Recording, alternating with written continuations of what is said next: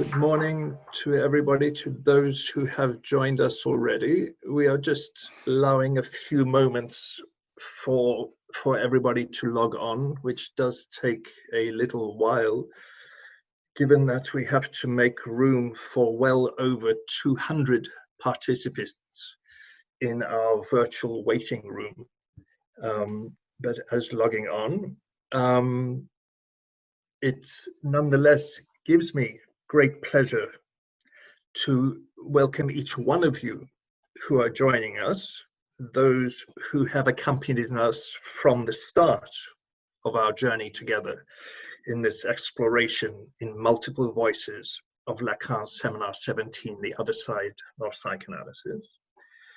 I also note that there are some people who are joining us today for the first time. I welcome especially you too. I take the opportunity to remind you all that recordings of all the previous sessions are available via the website of the London Society of the New Lacanian School, where you would be able to review some of the previous work from on the previous chapters of the session. Those of you who are joining us for the first time today will to some extent find yourselves plunging into the middle of things, but in some extent we all find ourselves once again plunged into the heart of things, most of all with this chapter 8 entitled From Myth to Structure, the heart of this middle section of the Seminar 17, and to some extent the heart of the seminar itself, where the stakes of the wager of this seminar become ever more clearly into view, with the reworking of the Freudian myths, the myth of the Oedipus complex, to some extent the myth of the unconscious, the myth of the father, in relation in particular to that which is not a myth, the concept of castration, the question of the loss of jouissance. In this chapter, we will see Lacan attempting to go beyond the mythological aspects, the imaginary aspects associated, shall we say, with the story of castration, particularly in its articulation with the story of the father, most of all, the story, Freud's story of the death of the father. Let's not lose sight of the fact that one of the central stakes of this critique on Lacan's part is to unlock access, to open the path to a new psychoanalytic clinic. Thus, it's not a question of anthropology or mythology, nor even a question of structural theory, but rather we see Lacan working the key clinical operators, in particular this question of the rock of castration that marked the stumbling block of the Freudian clinic. In this chapter, we also see Lacan reworking elements of his own theory. The critique of Freud is at the same time the critique of some of his own previous theoretical constructions, to some extent separating out the role of the master signifier from its adherence to the function of the father itself. Part of the difficulty of this chapter, of this seminar as a whole, is thus that it requires to some degree on acquaintance with some of Lacan's previous constructions, while at the same time allowing us to appreciate the subtle critique that Lacan is carrying out on his own conceptions, repositioning his own position in opening the pathway that will take him forward towards the later Borromean clinic. But if anyone is able to guide us through some of the tangles entailed in this chapter, the themes that follow from the previous chapters and will be pursued in the following chapters, I am pleased to say that it is Alicia Arenas. Today's speaker, Alicia, is a psychoanalyst based in Miami, in Florida, where she is a member of the Lacanian Compass, a group affiliated with the New Lacanian School. She is also a member of the NEL and the AMP. The NEL is the Nueva Escuela Lacaniana, which is the South American federated school that to some extent is the the sister school of the new Lacanian school in the European ambit. She has in fact previously been the president of the NEL, and she is currently the director of the Florida Center for Teaching and Research in Psychoanalysis. It gives us great pleasure to be able to welcome her today and to thank her for agreeing to our invitation to take on this chapter. Before I hand over to Alicia, I will just mention that the role of discussant today is taken on by Alan Rowan, member of the London Society of the New Lacanian School and of the AMP. His task will be to make some preliminary comments and to pose some initial comments to open the discussion, which will then allow for contributions from our panel, made up, as you see, of speakers and discussants from some of the other chapters. You are all also welcome to add your own comments and questions via the chat function, which you will find at the foot of the page. We will endeavor to factor some of these comments and questions into the discussion as we go along.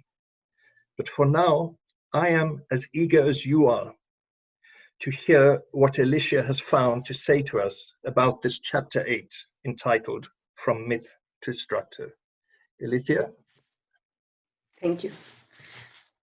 Well, good morning to everyone, and a very special thank you to the members of the London Society, in particular to Roger Litten and Peggy Papada for this kind invitation and for organizing this wonderful event. I'm very glad to be able to participate with a group of panelists and an audience that is not the one we usually count with in the United States.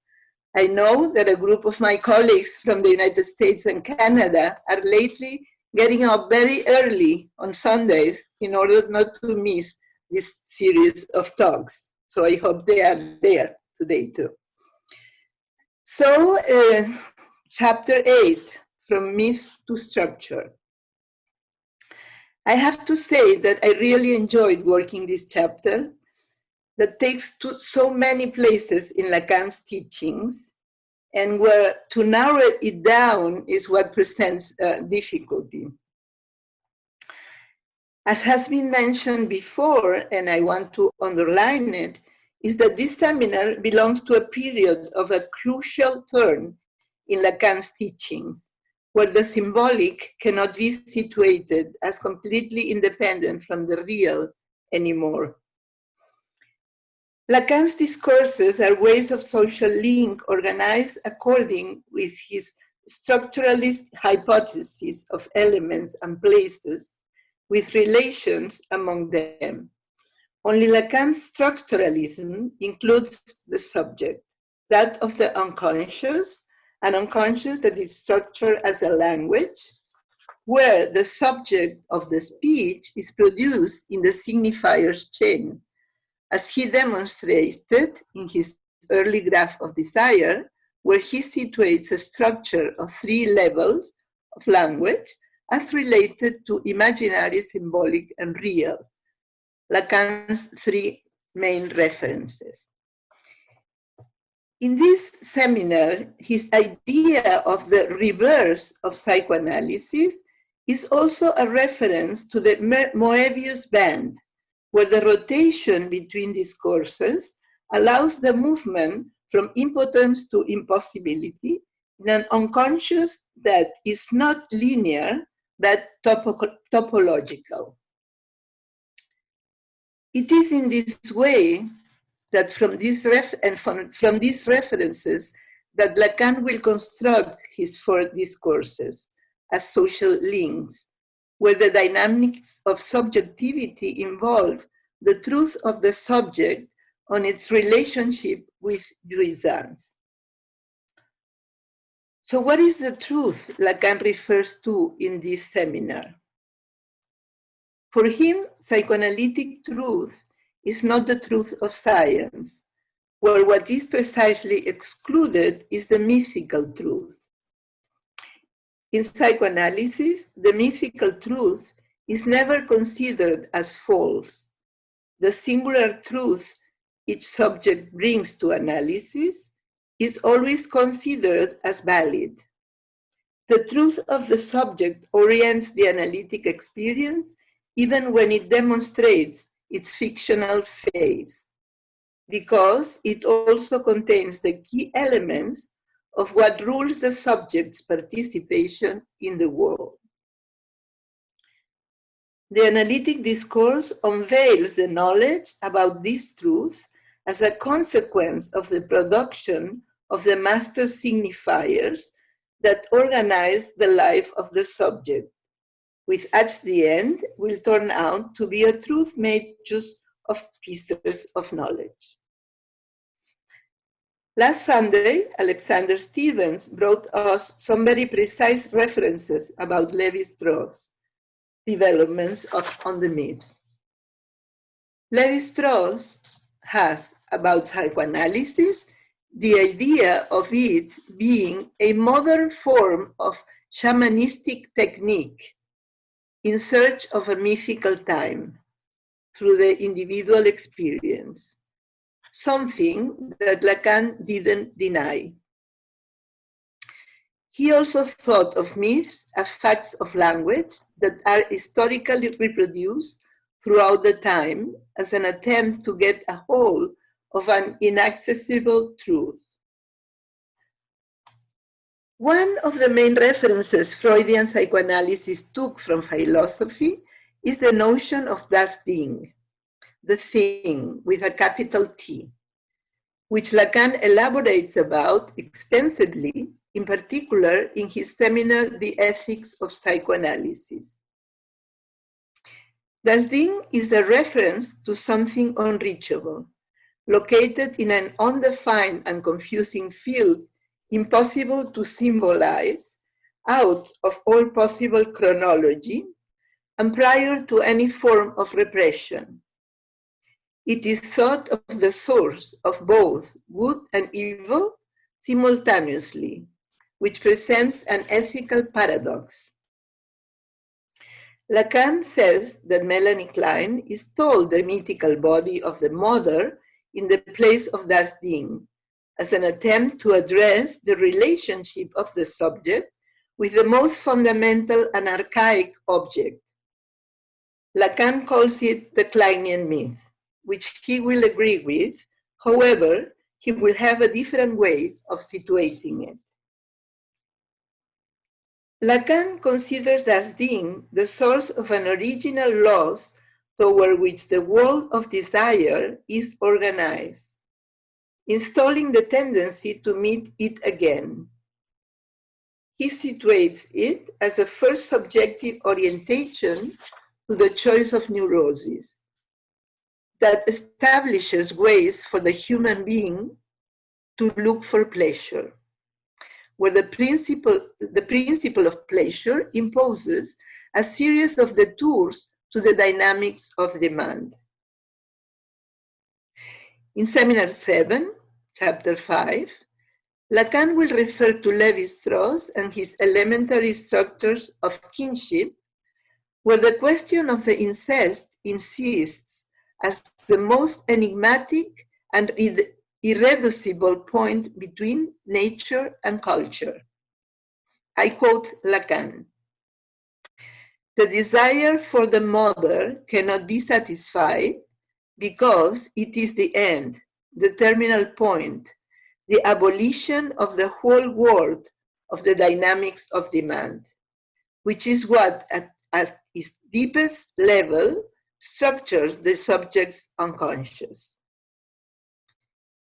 It is to the extent that the function of the pleasure principle makes subject always search for what he has to find again, but which he never will attain. It is what rules the essence of what is known as the law of the prohibition of the incest. End of quote. This quote touches upon the core of the many elaborations on the object Lacan develops along his teachings, with the different values it takes in his three registers: as an imaginary pair, as a symbolic object of desire, as a rest on the real of a symbolic operation, or as object of the drive as a plus of jouissance, which he will call in a certain moment of his teachings, his only contribution, the object little a. In this same seminar 7, he will say, relating to das Ding, I quote, even though we make use of this notion of das Ding, it is not an operational notion. Joking about the idea of using the word operational, he doesn't seem to like very much. But at the same time, it underlines his carefulness on finding the appropriate logical operator for a rigorous, traceable transmission in psychoanalysis. To better understand Lacan's passage from myth to structure, I found fundamental to go over two fascinating paragraphs of Seminar 7, page 119, where he dedicates to the emergency of the object in human history. I quote, an object, insofar as it is created object, may feel the function that enables the object not to avoid das Ding as signifier, but to represent it. According to a fable handed down through generations, I am going to refer here to what is the most primitive of artistic activity, that of the potter. Last time, I spoke to you about a matchbox. It will perhaps enable us to explore the dialectics of the base. The base is simpler than the matchbox. It was certainly born before the matchbox. It has always been there. It is perhaps the most primordial feature of human industry. It is certainly a tool, a utensil that allows us to affirm unambiguously a human presence wherever we find it. It has long been used to make us conceive the mysteries of creation by means of parables, analogies, and metaphors. And it may still be of use to us. To have confirmation of the appropriation of the base for this purpose, look up what Heidegger affirms when he writes about das Ding. He is the last of a long line to have meditated on the subject of creation, and he develops his dialectic around the base. Today, I simply want to stick to the elementary distinction as far as the base is concerned, between its use as a utensil and its signifying function. If it is really a signifier, and the first of such signifiers fashioned by human hands, it is in its signifying essence a signifier of no particular signified. It creates the void and thereby introduces the possibility of filling it. It is on the basis of this fabricated signifier, this base, that emptiness and fullness as such enter the world. And it is exactly in the same sense that speech and discourse may be full or empty.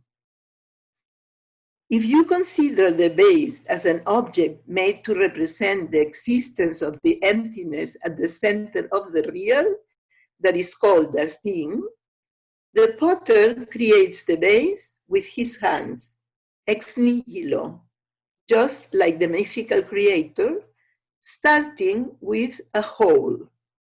End of quote.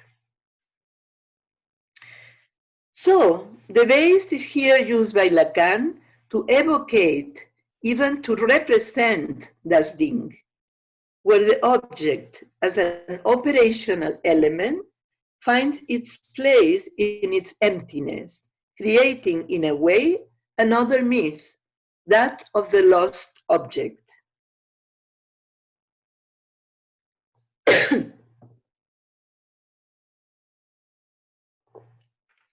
Jacques Miller, in his course of 2007, indicates that it will be in the first chapter of Seminar 17, with the structure of the 4 discourses, when Lacan finally will find what he started looking for 10 years before, since Seminar 5, where in his graph of desire, he places the object in each one of the 3 levels of the structure of language with its different values.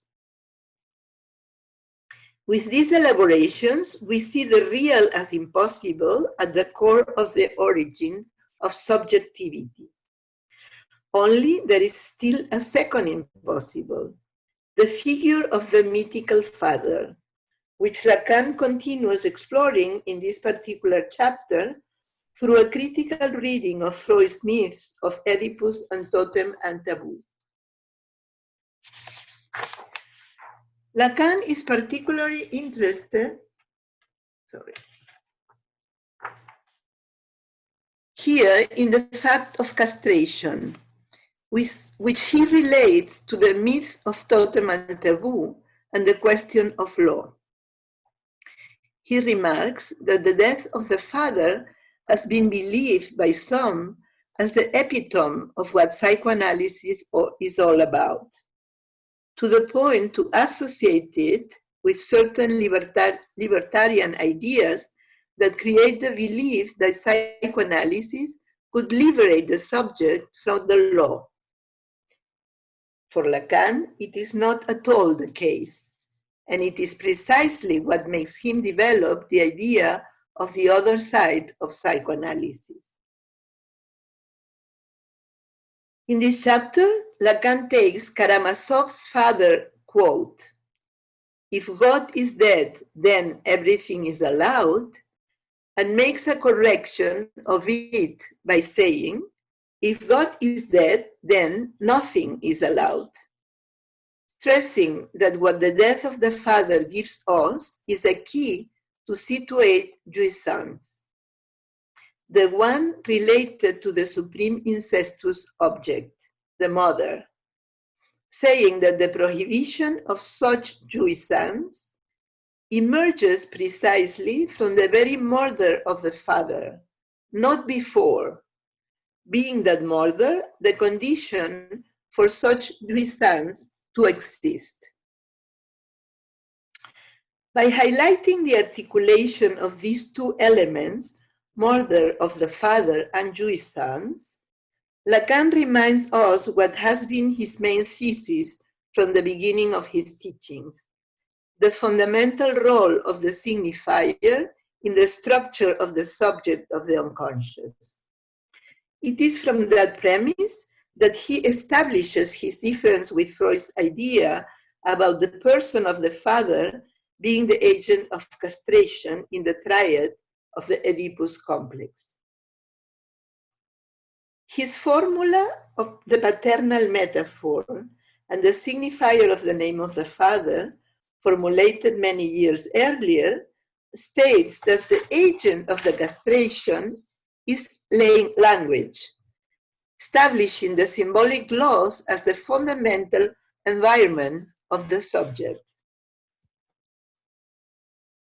From that perspective, the father is not a person, but a metaphor, a signifier that comes to the place of the desire of the mother in an operation that gives the child the access to the phallic signification and to the diachronic and synchronic dimensions of the structure of language.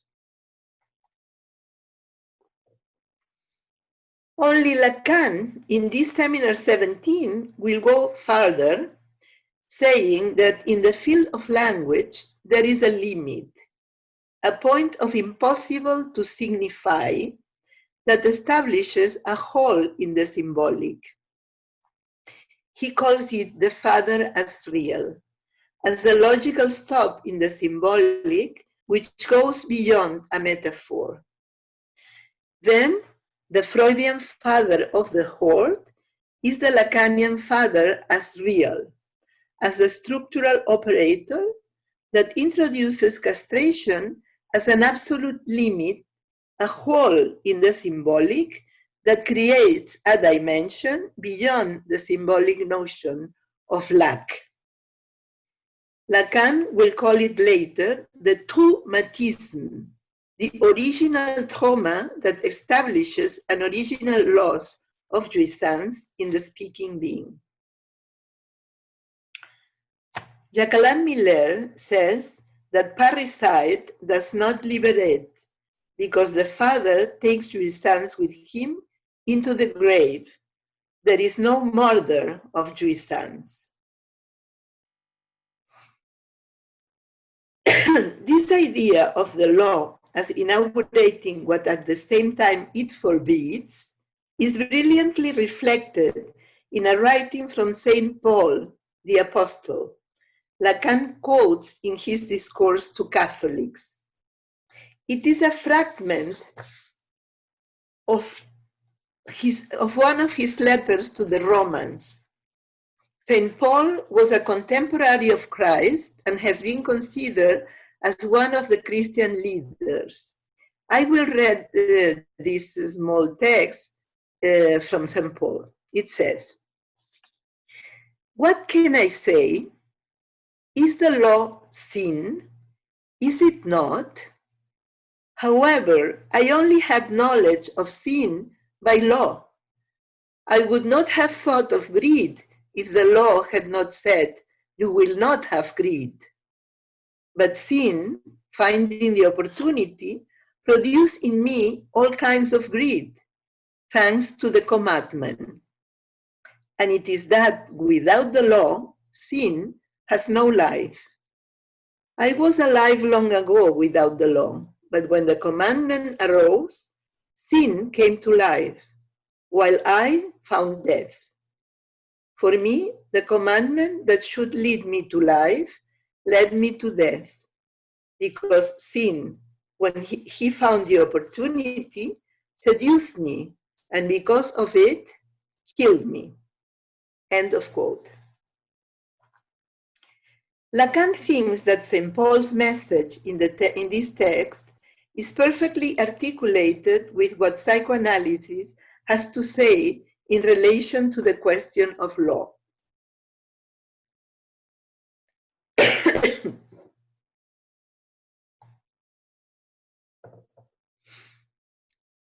Lacan in 1963 will modify the notion of the name of the father in a seminar of one lesson, The Names of the Father. It was pronounced in the context of an institutional struggle just before he leaves the French Association of the IPA. In that lesson, he presents the idea of a pluralization of the name of the Father by alluding to a few passages of the Bible where he underlines how the name of God is unpronounceable. Jacques Miller, in the prologue of the publication of this unique lesson, indicates that the discussion of the limits of the Oedipus complex and the myth of the father is revisited in different moments in Lacan's writings and seminar, until it provokes the transformation of the notion of name of the father into the category of a symptom, insofar it has the function of a tool, a hook-up support the subject is able to use in order to regulate jouissance. Only this is a regulation that is not without symptomatic remains, because the passage through the Oedipus to the paternal metaphor doesn't prevent neurosis. The analytic experience implies the crossing from the mythical truth to the historical truth, which is a phantasmatic truth, to the truth of the symptom, which lies in its jouissance. The myth of the father of the horde as a unique exception of the phallic rule out of the ensemble of castration, as Lacan will formulate later in seminars 19 and 20 with a logical reference, it exists an X that is not phi of X. The father of jouissance, which Lacan situates in the place of the structural operation of castration, opens up a hole in the knowledge, situating the limits of signification, an operation that at the same time inscribes jouissance as phallic. In words of Lacan in Seminar 20, Chapter 1, page 8, I quote, "Jouissance is marked by a hole that leaves it no other path than that of phallic jouissance." And 5 paragraphs below, page 9, he says, "Jouissance, quad sexual, is phallic. In other words, it is not related to the other as such." Which will lead to the formula, there is no sexual relationship, another form of impossible in psychoanalysis. So the operation on the impossible brings about the presence of the object as a void, which is what Lacan will place as the agent of the analytic discourse, a semblant that opens up the possibility of intervene into the dialectics of desire and demand. Lacan's formalization of the discourses presents 4 different ways of treatment of jouissance through language, each one with a different agent which occupies the place of the command of the discourse, with different outcomes depending on the way knowledge and truth are handled. Lacan points out to the relevance of the Marxist notion of a surplus value related to the object as a commodity in the market. He remarks how, in psychoanalysis, particularly in the discourse of the master, the object takes an equivalent value, that of a surplus of jouissance. The drive, in its repetitive attempt of satisfaction, is only able to achieve a bit of jouissance, that plus. Repetition is activated against the background of a loss, with an always failed attempt at satisfaction that brings about, again and again, the real of the traumatic lost object.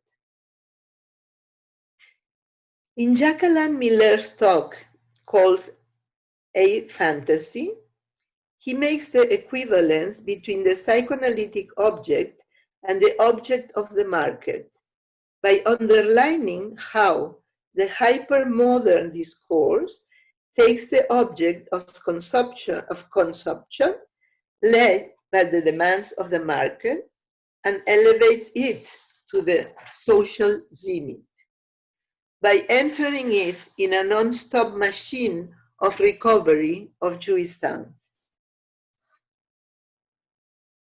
The analytic discourse, which also positions the object in the place of the agent, needs instead to be situated by the analyst precisely out of the pressures of the market, so to be led by the cost of desire toward a loss of jouissance.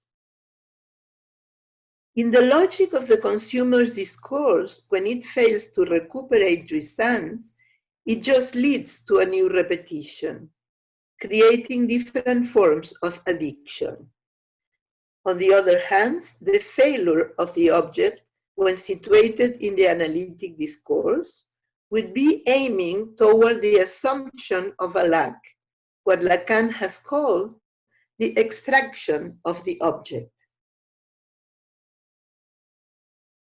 Discontent in civilization provokes a continuous search for satisfaction through products and profits, attempting to maintain the truth of castration excluded. Freud invented psychoanalysis as a response to that discontent, and it is the task of our practice to find the ways to confront the continuous subjective symptomatic consequences of the circuit of demand. Is it in this sense that the analytic discourse is the counterpoint to the master's discourse? But there is still another point I would like to address in this chapter, and it is what refers to the father as the agent of castration, but fundamentally to the idea of the agent and its relationship with the act. I find this point as important to understand as it is difficult. I hope you will have some ideas in relation to it. I will comment, but I also quote some of the lines where Lacan poses his questions and answers.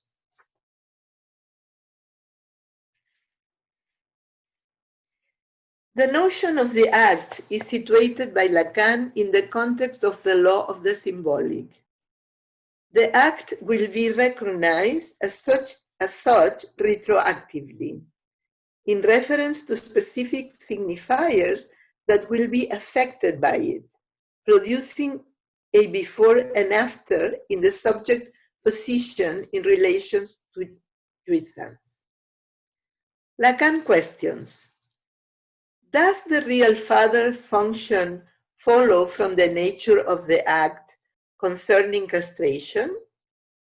Then he explains, that is exactly what the term of agent that I have proposed enables us to put in suspense. Then he adds, the real father carries out the work of the master agency. What does he mean by that? He develops here the notion of agent through different references that go from certain prototypal agents of the master discourse to the everyday father of a family who works in order to be able to feed his family in a society that doesn't give him a big role, where what makes him a tyrant is lodged somewhere different than the primordial father. However, he's still the agent of a social discourse. The question is situated in the level of language. Another quote. He says, castration is a real operation that is introduced through the incidence of a signifier, no matter which, into the sexual rapport. The question is that as a result of that operation, the cause of desire is produced and the fantasy dominates entirely the reality of desire. That is to say, the law. End of quote. Lacan unfolds here a series of elements which guide us to the key of his previous statement. The real father, I repeat, the real father as carrier of the master's agency. Another quote.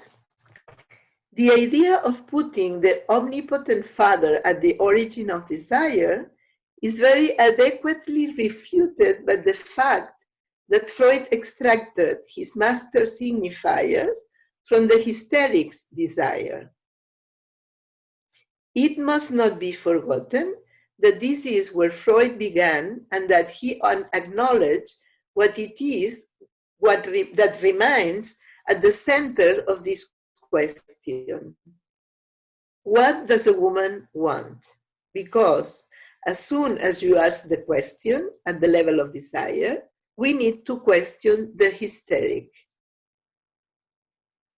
What the hysteric wants is a master, so much to wonder whether this isn't where the invention of the master began. She wants the other to be a master, to know lots of things, but at the same time, she doesn't want him to know so much that he does not believe she is the supreme prize of all this knowledge. He wants a master to reign over. She reigns and he does not govern. She, says the Lacan, is a hysteric, but this is not specific to one sex. As soon as you ask the question, what anyone wants, then you enter the function of desire and you produce the master signifier. Lacan guides us in this way from the father as the operator of castration to the hysteric discourse, and then, and not before, to the master's discourse through a rotation. The analytic discourse will be installed through another rotation. He deliberates about the analyst's position as coming from Freud's master signifiers, which analysts are not able to untangle themselves from. Because it is not so much to Freud that they adhere, but to a number of his signifiers. But there is no question of them leaving that order, because there is no father to kill at this level, underlining that one is not the father of signifiers, rather one is because of them.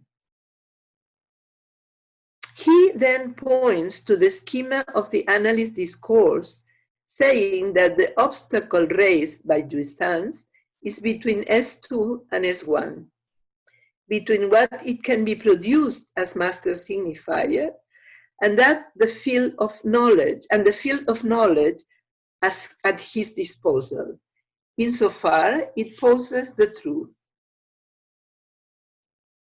Lacan will finish that chapter at this point by adding, what enables how castration is to be truly articulated is that even for the child, the father is he who knows nothing about the truth. The question of the place of the agent in the analytic discourse entails the matter of the analytic act and the way it works toward a change of discourse, able to provoke the falling of master signifiers in the sense of the separation of S2 from S1 and its consequences in the subject's relation with Discussant.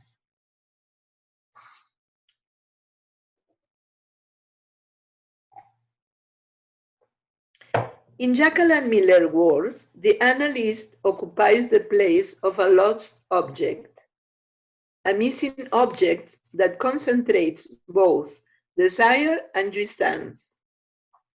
And it is with the operation the analytic act performs that it will be possible to separate S1 from S2, producing the pieces of truth in analysis.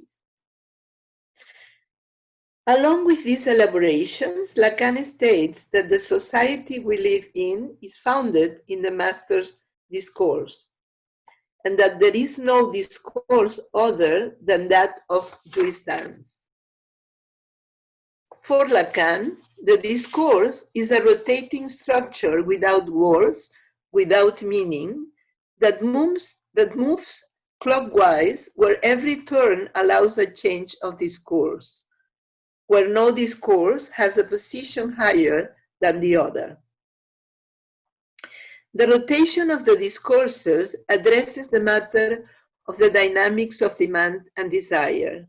In the demand, the object is trapped, and it will be more and more trapped should the demand be answered. In the analytic session, the object should be able to circulate through the path of the lack.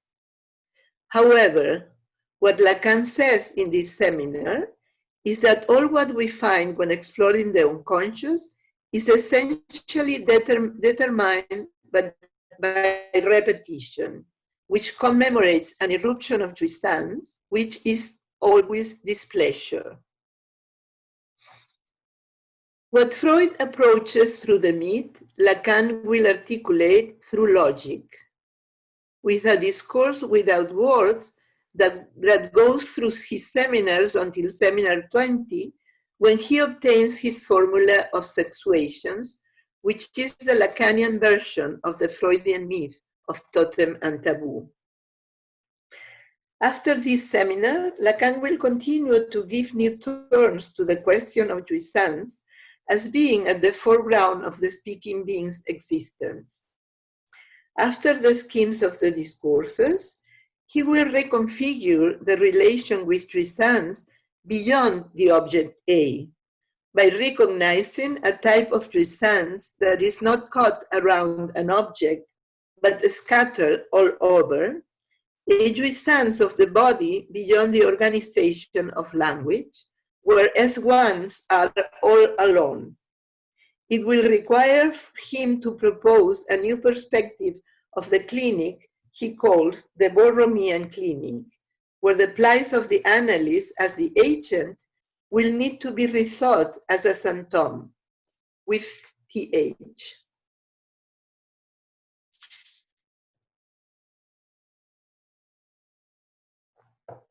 That doesn't mean this new perspective is an eraser of his previous elaboration, which continue guiding us as long as we are still speaking beings barred by the signifier and carriers of a jouissance that expresses itself in many different ways. Could we use the schemes of the discourses to better understand the consequences of the global catastrophe of the present pandemic? We know that it has violently unveiled the inconsistency of the other by reopening the fundamental trauma that is in the root of each one's individual myth. Will there be any kind of mutation of the discourses? In which way the present pandemic will affect the discourse of the master through the desire of the hysteric? Will the analytic discourse find the ways to vary in order to continue being the counterpoint of the discourse of the master? In a recent interview, Miquel Bassols indicated that the new reality we are confronted with, contingent as it is, has had the effect of an act where the subject cannot stand anymore in the same position. Of course, we don't know yet what will be, retroactively, the subject's position when the moment of conclusion arrives. But while the time to understand goes by, there are probably a number of arising thoughts which may imply some glimpses of a new struggle of the subject between S1s and S2s. Okay, I will stop here. Thank you for listening. Thank you, Alicia, for taking us through some of the tangles of this chapter. And most of it, before I hand over to Alan for his questions, I'll just remark one of the things that I myself found most useful about your approach was the detour that you took us back to that quote from Seminar 7, the elaboration on the vase in Heidegger as the initial localization of loss. Because it's only really by bringing that question, that initial formulation of the creative space of loss, that we see how the question of loss of jouissance remains a central question for the clinic and for Lacanian theory, from, let's say, hidden behind the question of prohibition and then the question of castration is this question of the irrecuperable loss of jouissance. And I think for me it was very useful to think that we need to go back and take a loop around that place of dusting. I will hand over to Alan Rowan, trustee member of the London Society, now based in Berlin, who has prepared a couple of comments and a question or two, and then we will open the discussion to the members of the panel. Okay, well, first, Alicia, just to thank you for that wonderful elaboration. I have a comment, and I have three questions, but I'll ask two and keep one in reserve. So my comment first, in that I think we see in this chapter a sort of culmination point, which means in approaching it, we need to keep in front of us at least the previous chapter, and in particular, Lacan's comments on myth, and the fact that Levi-Strauss's paper, The Structure of Myths, informed Lacan's development of this theme. In a nutshell, a myth is a reformulation of a contradiction in new terms that doesn't actually do away with the contradiction, but offers a symbolic deciphering of it. I think it is helpful here to give a brief quote from Seminar 4, wherein Lacan, in discussing this case of little hands, states that a myth is, I quote, a way of confronting an impossible situation by the successive articulation of all the forms of impossibility of the solution, end quote. This is important because as I read it, Lacan wants in this chapter to move beyond myth, as you've indicated, Alicia, and precisely to structure, and describes at one point in the chapter myth as manifest content. He is, I think one can say, having a go at both of Freud's father myths, meaning the rather fantastical image of the primal father of the horde, as well as, if in a more circumspect way, the Oedipal myth, which, a point he pokes fun at, rather assumes a notion of the child in an omnipotent mode. He provides us with several formulations in the chapter relating to the prohibition of jouissance as a function, indexed, as Lacan states, I quote, on what in the symbolic declares itself to be impossible, though perhaps I finish here with my comment by quoting again a particularly concise formulation from page 127. I quote, the real father is nothing other than an effect of language and has no other real. So now to my questions. First one, and as I say, I'll ask two and leave the third one. In Seminar 20, Lacan states the following, I quote, the true aims at the real. That statement is the fruit of a long reduction of pretensions to truth.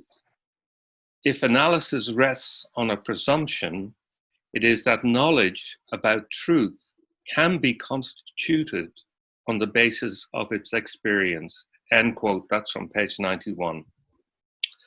So on page 130 of this chapter, Lacan writes the discourse of the analyst, saying, and I quote him, I have drawn the triangle, namely, between what can be produced as master signifier, whatever form it may take, and the field of what knowledge has at its disposal insofar as it poses as truth, end quote. So my question, Alicia, is, you've mentioned it several times, the distinction between S1 and S2. Can more be said here about this apparent disjunction between master signifier and knowledge as truth, insofar as these function in analysis, given that knowledge as S2 is at the bottom left-hand corner of the analytic discourse, and the master signifier S1 at the bottom right-hand corner of the analyst discourse. So it's really an invitation to say something about the difference between master signifiers on the one hand and knowledge as truth, or knowledge in the position of truth. So I'll go ahead with my second question. Let's just pause there for the moment, Alan. Okay. Because not just was your initial comment very useful, but that's certainly an example of a question putting us all to work. And Alicia, you might have thought that your work was already done, but here's an example of a question that actually renews the quest. Would you like to just make some preliminary comments in relation to some of the things that Alan has said there? Okay, I'll try.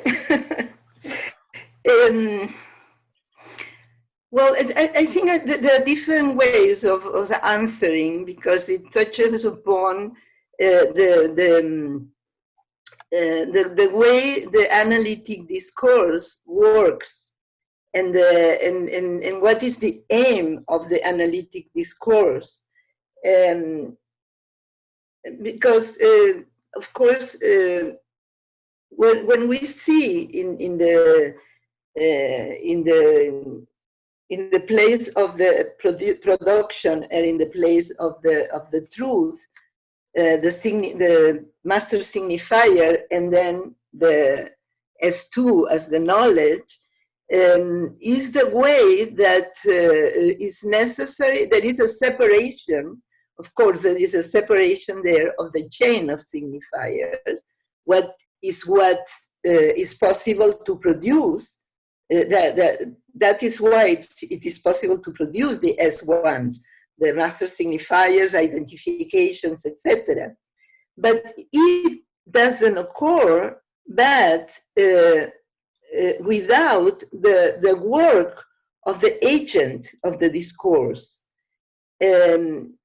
So that position of the agent of the discourse, which is the cause of desire, is precisely by the movement of the discourse, and that's why I comment at the beginning that it is an unconscious, a view of the unconscious from a topological perspective that Lacan has in the discourses, is that by the rotation and by the movement of the discourse, in that case of the analytic discourse, it is possible to move from what he calls impotence to impossibility, which, and he says something that, he says that in Radiophony.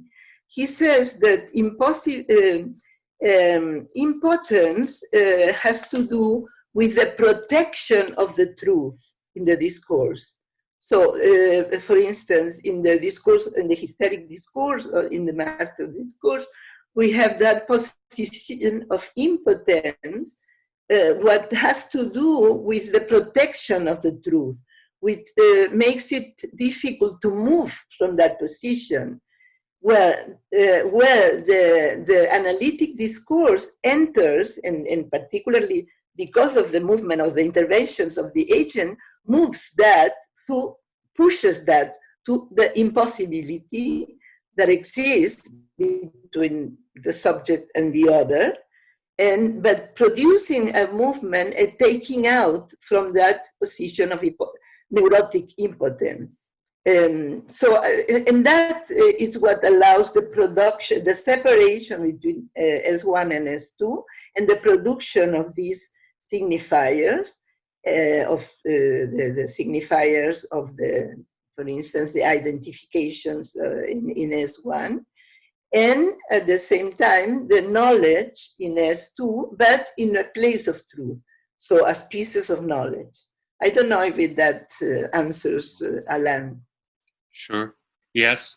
I mean, I was thinking of the on the one hand, the master signifiers that get produced in analysis, And then it seemed to me, when one talks of knowledge in the position of truth, one is indicating that, let's say, there is also a new knowledge that unfolds in analysis, which I suppose one could speak of as what is transmissible, for example, via the past testimonies of the impossible to say.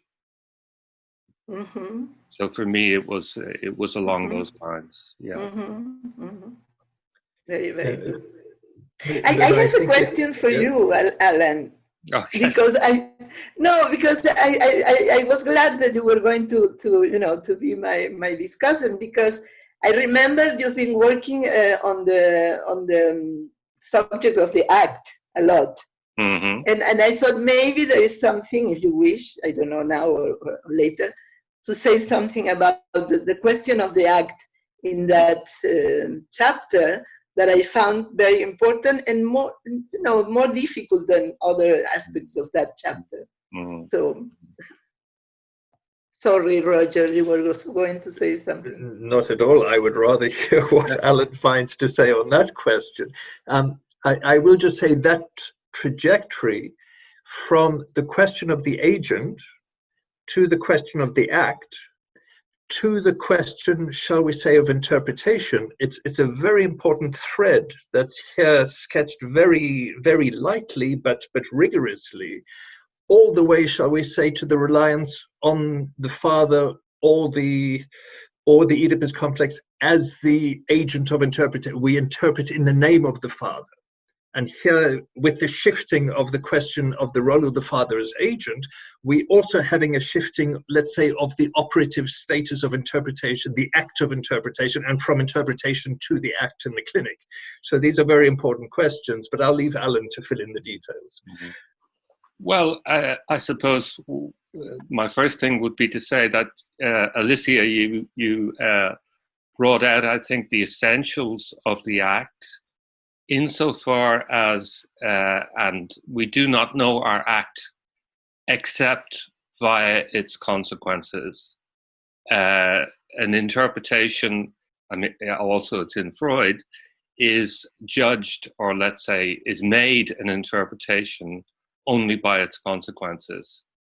In other words, that interpretation or intervention, which marks a shift in the subject's position.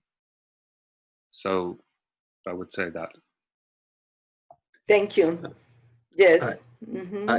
I think this is a very fine tradition that we should actually cultivate, that the speaker should be allowed to pose questions to the discussant. Why not? Why should it always be one-way traffic? I will mention that we are open to any passing comments or asides from the members of the panel as we go along. But in the meantime, Alan, you had another question formulated? Yes. My second question, I mean, it relates to Lacan's comments on castration, frustration, and privation, which he reintroduces here, amazingly, a full 13 years after he first elaborated on these terms in Seminar 4. So there's a 13-year gap, and suddenly they're back. So we can see that castration, as he mentions it here, is symbolic, a signifying effect. We can see that privation is, as it was in Seminar 4, real. In other words, it refers to what is. And we can see that frustration is imaginary, or a demand refused, one could say.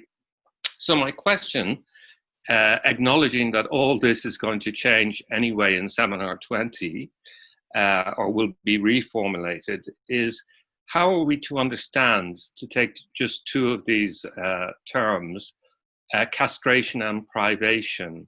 Because at least my understanding was, based in Seminar 4, that one should see castration rather on the male side of the Oedipal, where what is feared is loss of the imaginary phallus, while privation refers to the female side, meaning that what the little girl experiences is a real loss of the symbolic phallus, meaning that would presumably, the agent here would be the depriving mother. So Lacan doesn't mention this in this chapter in this way, this distinction between privation and castration. And really, I was wondering whether here the suggestion is rather that privation and castration apply to both sexes, because he doesn't bring in any difference between the sexes here. In other words, is there a movement, do you think, from being subjected to the whims of the maternal, which is a privation, to experiencing the father function as agent of castration? You know, that's, let's say, a pathway at this point in his teaching. Maybe it's not completely clear, but we have these three terms coming back at us after 13 years. So I know, but you know, it's difficult for me to retake these terms at that moment of Lacan's teachings, where his idea of the real is not the same as he had at that point in Seminar 4. And that's why he goes further, the symbolic, when he says, the father is a real, and he differentiates the whole from the lack, no? But what you make me think anyway, related to and that's a question I have also, but what what was interesting to think about is related to these impossibles that we have in psychoanalysis. One is, the access to das Ding, being that first impossible, related to the mother, which is impossible to reach and will be.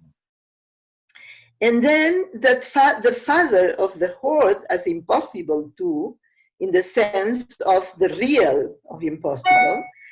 But what it's interesting and the differences between the position of the subject related to the mother and related to the father, and how Lacan takes it in Seminar 20 in the formulas of sexuation, where he where the father of castration is in the symbolic side.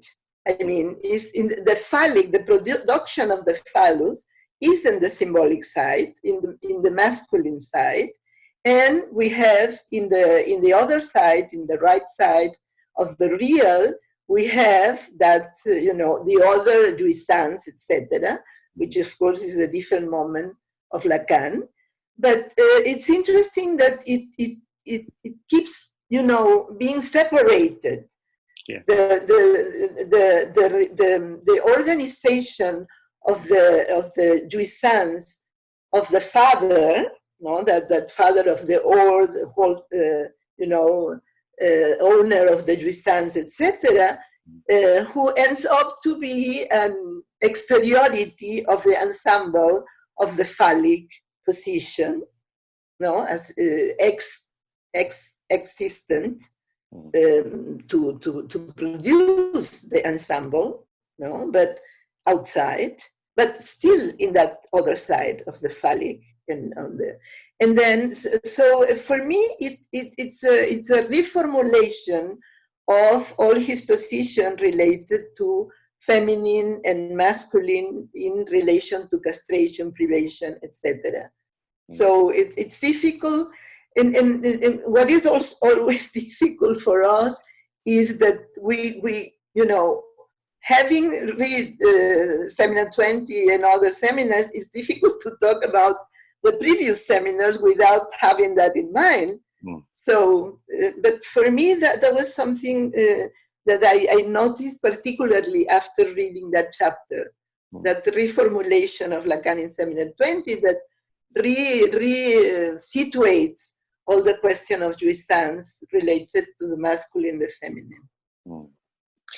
Yes, I think that's very true, isn't it? That seminar 17, he's on his way, you could say, already kind of with some of the problems that he'll come up with answers to in seminar 20. Yeah, exactly.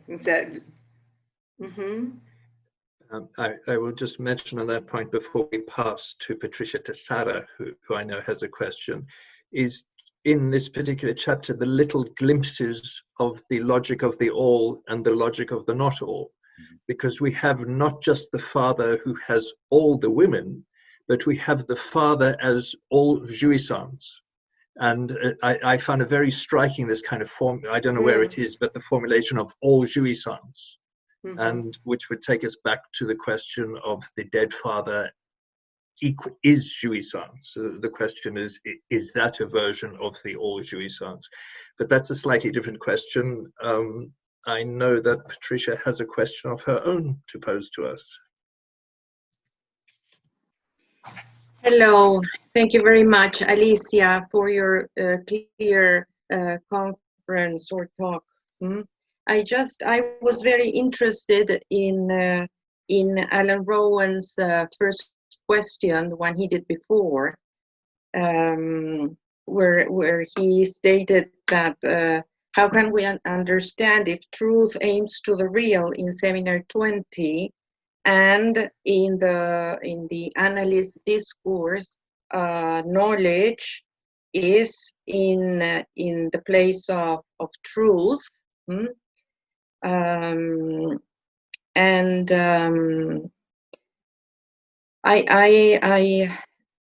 I thought that the place of truth in the discourses in the left side, in the inferior left side, is the place of truth, is the place of laziness, and is the place of subject. It has different names depending on the moment Lacan uses this. Now, I agree with Alan when he says that it's a sort of new knowledge in the what is transmissible of the impossible in the past. Yes, but I think, at least for me, it was a change, a new position towards knowledge,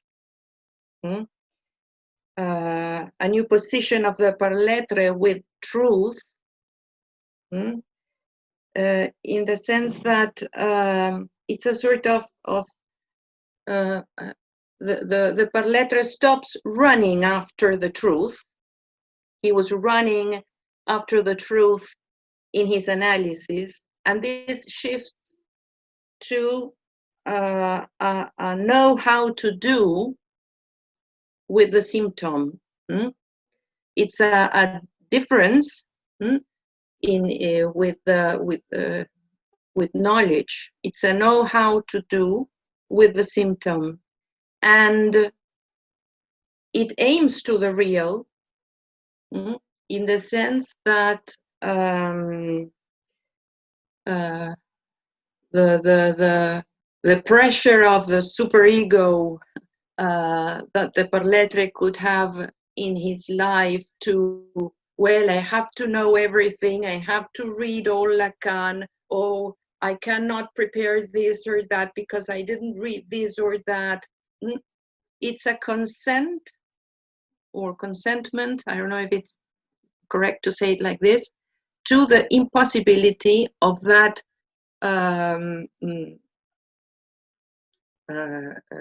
whole that the knowledge has.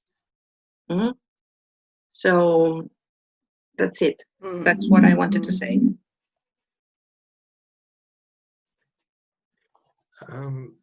Wonderful, Patricia, for the style of your question as much as anything, which bears testimony to how we negotiate that whole in knowledge. I know Frank has a comment in relation to that. Frank, would you like to say something about that? Yes, Roger, thank you. Thank you very much, Alicia, for your talk. I just would like to say something about my reading of this question of act and agent. Maybe I would say the same thing that Patricia just said, but with my own words. My reading is that the real father is not born out of an act, whether it is a murder or another act. The real father is born out of being an agent, an effect of language, which is really another level.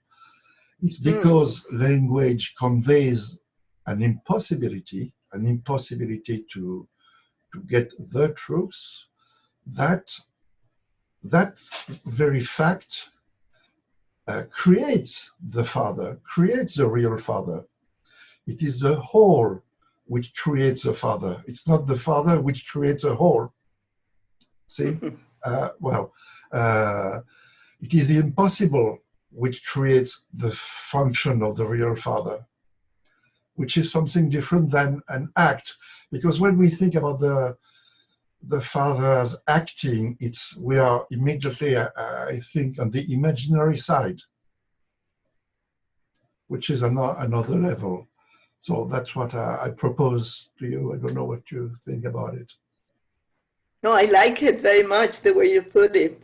Yes, I completely agree. Yeah, it's not the father, it's the real itself, and the impossibility that it poses about signifying everything or knowing everything. Yes, exactly, and that's the real whole. And Yeah, that is what the function of the father is able to transmit to the child. This impossibility inside the language itself, isn't it? Yeah, thank you. Thank you for this way of explaining it. It's much more clear. Yes. There is an element in that, in what Alan posed at the beginning of his comments, I think in relation to page 127, about this notion of the real father, and it's not quite clear what status we give to this notion of the real father here as almost something produced in Lacan's discourse, but where, as Alan brought together two aspects that Lacan defines as the real father, one precisely as the agent of castration, whatever goes under that notion, but also as the effect of language. And certainly just bringing together those two aspects of the operation of the real father in Lacan's discourse at this point, both as agent of castration and as effect of language, certainly opens up our question of what the function, shall we say, of the real father would be, including how we use the notion within this particular discourse of the paternal function, because the function, even the functionalization of the father, is not so clear what's going on now while it's being linked to this question of agency. I will just elaborate something in relation to that about what Patricia said about the position of truth, because I think it was really useful to hear Patricia putting back into question our focus on the place of truth in the master's discourse in the lower left position, where, let's not forget, originally that position of truth, which is also the position of the divided subject in the master's discourse, is what's supposed to give the truth of the master as divided, and therefore, shall we say, the truth of the master as castrated. Takes us back to the 6th chapter that Bruno commented precisely on the castrated master. So the hysteric is posing the truth of the master as castrated. So we have the castrated master in the position of the S1, with the truth repressed below the bar, the truth of division. Let's also not overlook that in this chapter, Lacan will subtly situate Oedipus as the castrated master. It's a strange shift. He puts Oedipus in his position, the question of Oedipus's response to the Sphinx or his response to the plague. He arrives, so we have Oedipus in the position of the master who then pays the price of his castration. My question or my comment at that stage in relation to that question, the place of truth, would then be about the re-questioning of the dominant place, which now becomes the place of the agent. Because we've had that definition initially occupied by the S1 as the dominant position without it being quite, Lacan says, for want of a better word. There's the notion of dominant, which he carefully says is not the position of dominance, but dominance maybe in the sense of a musical chord where it gives the dominant tone. And I find that distinction quite used. But at the same time, it's also described as the position of command, but then also as the position of order, but exactly where the order and the command are not equivalent, whereas the order is putting things in order, not the giving of commands. And now in that same place, we now have the place of the agent. And there's this subtle modulation between the place of the dominant, of the command, of the order, and now of the agent, which goes parallel, shall we say, with Lacan's resituating of what's at stake with the S1. When the S1 is in the place of the agent of the command, but when the S1 arises in other places, we see the gap that he's opening up, shall we say, between the role of the S1 and the name of the father. Because when we're working on the purification of the mythology of the father, at the same time, we're seeing the formalization of the name of the father to the minimal S1, any given signifier. And it's for me, it's fascinating to try to track some of those modulations, including going back to something that Alexander mentioned last week, the ultra reduced myth of the signifier identical with itself, almost the S1 as the purification of all the myth, but still functioning in some way as an ultra reduced myth of the signifier identical with itself.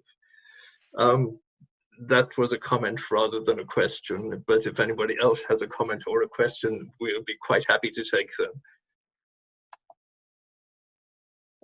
Does anyone want to comment on it? Phil had something for which you would have to, yeah. Yes, I just wanted to just a comment on the discussion that Roger's just had in relation to Alicia's presentation, but also linking up with what Alan said too in his question. The question, and from what he said, one of the things that I caught was the myth presenting itself as the manifest content.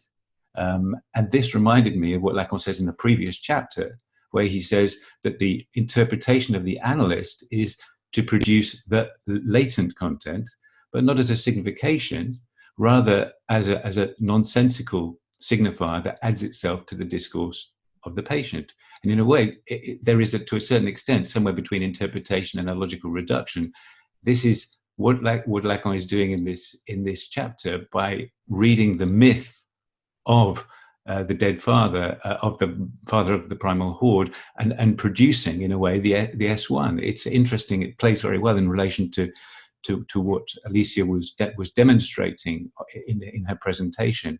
But the fact that this is what Lacan is producing, in a way, a reading of this myth that produces the S1 in a way that nicely lines up with the analytic discourse. I just thought that I would throw that in at this point, but also wanted to say just how I thought it very interesting in the relation that it picks up between the impotence and the impossibility in what you were saying before. It seems to be one of the crucial axes of this chapter, and the way this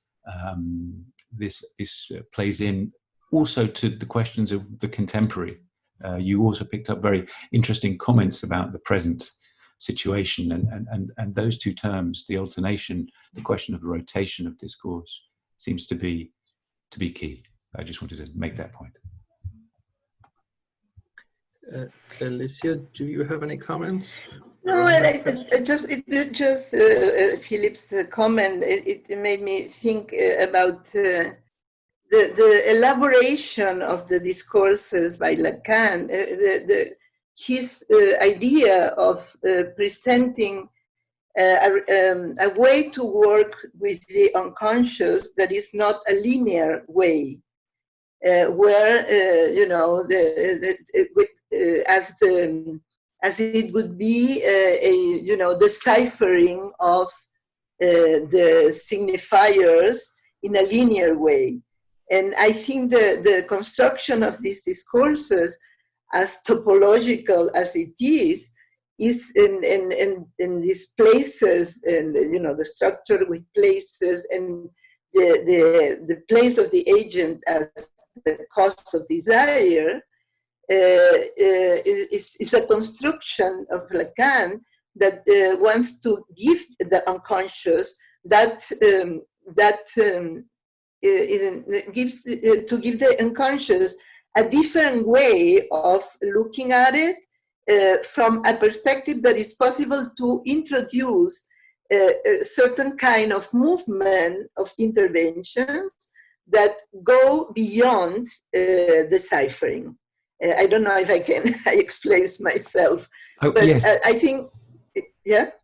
Well, and precisely perhaps enabled by the way that truth becomes a place within the structure of the discourse rather than anything else essentialized. You see what I mean? Yeah, it's that. Yes, exactly.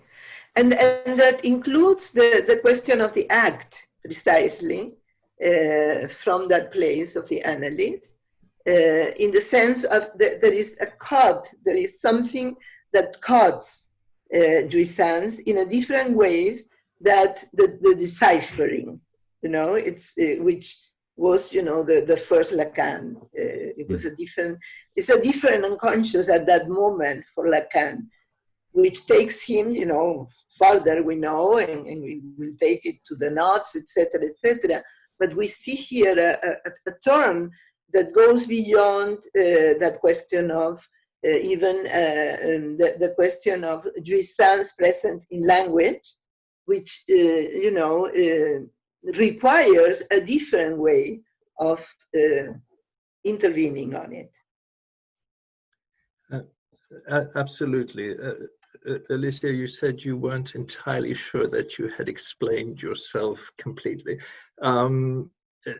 It's more these trajectories that you've helped us to trace, passing not just through this chapter in relation to the chapters either side, but through the seminar and through Lacan's work, including that broad trajectory that I think is very useful that you reminded, from impotence to impossibility. We know with the final chapters of the seminar, that's the trajectory we're following. And you've unpacked very carefully for us how some of that trajectory is at play in this. Even in the notion of the trajectory from myth to structure, put in parallel with the trajectory from impotence to impossibility, because it's not just from myth to structure, but as you said, it's almost beyond structure towards, shall we say, the whole in structure, and what Phil said about the repositioning of truth.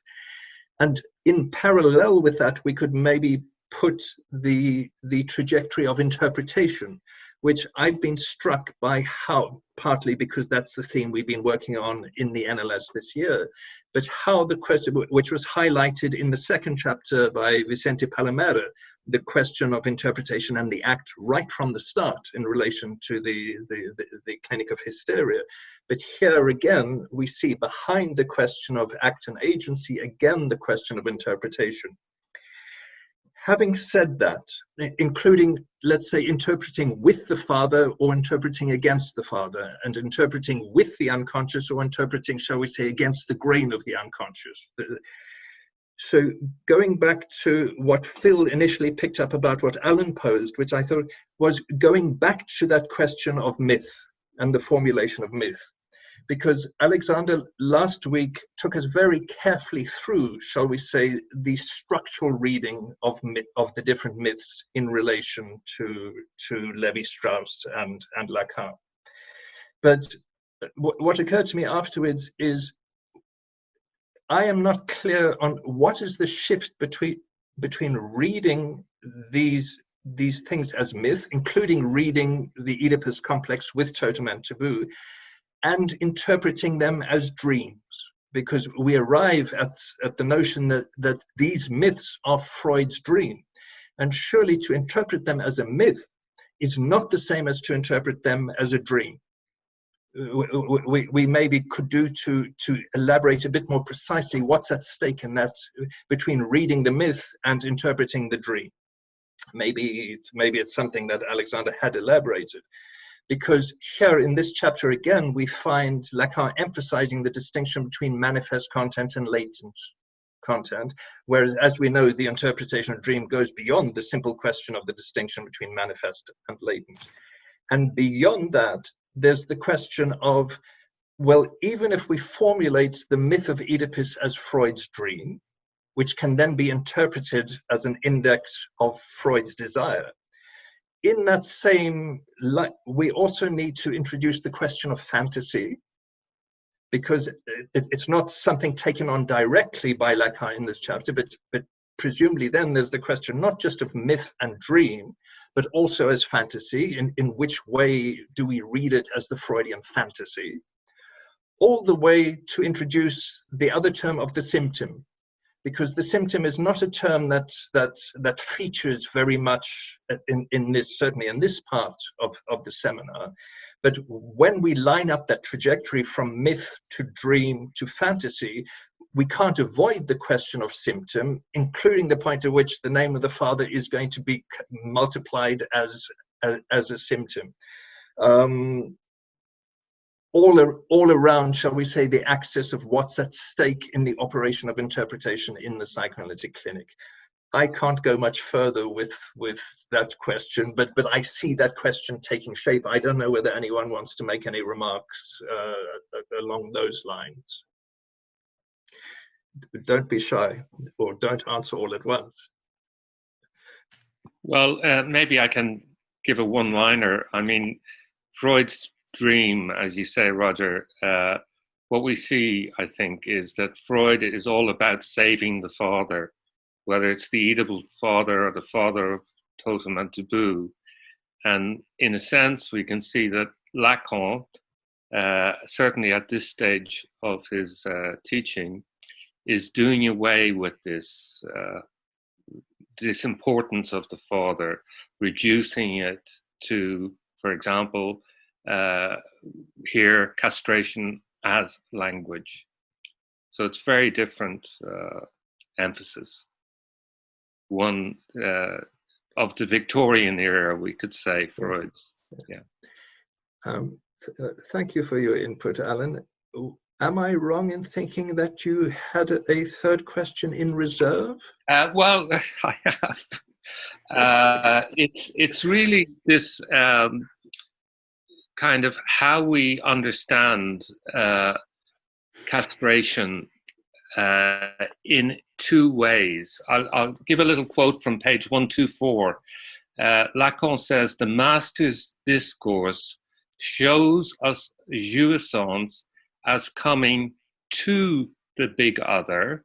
And then in the next sentence he writes, language only obtains jouissance by producing the loss whereby surplus jouissance takes hold. So that to me seems very clear, a comment on language as castration for the speaking being. But then we do have to, let's say, talk about language as a function of castration, and that which, let's say, is the father's no, is the barring of the mother and the access to the mother and the mother's access to the infant. They're not the same. So in a sense, we have these two ideas about castration, you could say. Can you repeat what are the two ideas? Because I got lost in the middle. Well, the one is castration as language. Yes. It introduces, one could say, linked to the introduction of a real, a loss, a whole. And then we have the second castration, which is really on the side of phallic castration, but related to the no of the father, to the father that bars access to the mother and bars access to the infant for the mother. And it's really, they're not the same, it seems to me. Can you explain why are not the same? I don't see them so different, but maybe there's something I'm missing here. Well, only insofar as language is the first encounter, is the instantiation of the subject or representativeness, the barred subject. So that seems to me to be the moment of introduction of the signifier. And then it seems to me that we can also say that behind that comes the no of the father. It's not the same moment. Alan, thank you for that. I'm aware of the time. I also am aware that we have two questions outstanding. One of them is coming from Susanna Huller. Susanna, would you like to put, and we might take those last two questions and leave some questions outstanding for us to work on. But given that Susanna will be presenting next week's chapter on the ferocious ignorance of Yahweh, it will be interesting to hear what her question is today. Susanna, you will need to unmute yourself. More than a question, I wanted to say that I was happy that Alicia reminded us that the mythos, the myth for a psychoanalyst is very different what a myth is for a scientist. We don't throw away the myths, we work them in analysis. And about your question, what would be, and I was happy that Alicia said that. What you asked, Roger, about what would be the difference of saying the Oedipus complex is a myth or saying the Oedipus complex is a dream of Freud. In a way, I see, only today I thought about this because of our conversation, that saying that the Oedipus is a dream of Freud would lead us to be awakened to what is the navel of this dream. What is in this dream that leads us to the real. And since the prohibition of incest is the basic law of the human life, we have to be able to not to throw away the Oedipus, but work with it as something that has in it a navel of connection with the real. I think in the next chapter I will be a little bit clearer about this. Thank you, Susanna. Well, that makes a wonderful opening, an intriguing lead into next week's work and next week's chapter, where I'm sure everyone will appreciate that these three chapters, at least 7, 8, and 9, need to be read as a unit because where we will arrive with next week's chapter on the ferocious ignorance of Yahweh is to some extent the knotting of some of the questions that had been opened up in the previous chapters in this section at least. I thank once again Alicia for giving us the pleasure of taking us through this complex chapter, and once again leaving us with more questions than answers, which I think is always an achievement. In fact, we've seen some new questions produced that we didn't have before. If we can continue in this way, we will certainly have something to work on by the time we get to the 12th chapter. I thank you all for your presence, your contributions, Alan as well. I look forward to working with you all again next week, same time, same place. Until next week, bye-bye. Thank you. Bye-bye.